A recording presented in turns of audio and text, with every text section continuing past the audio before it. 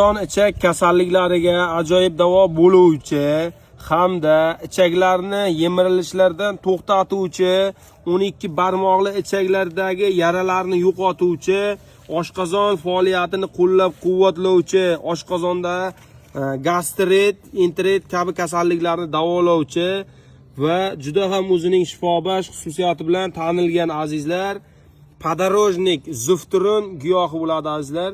Zufturun giyohining juda ham foydali xususiyatlari ko'p.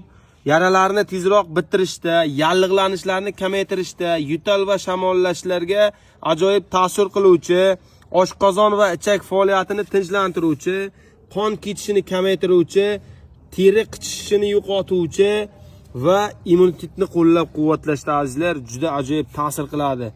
Undan tashqari, agar mana shunday sviji podorojnik zufturunni siqib suvi gemoroyga qo'yilsa, gemoroyga juda ajoyib ta'sir qiladi azizlar. Ichilish tartibi juda oddiy, juda oson.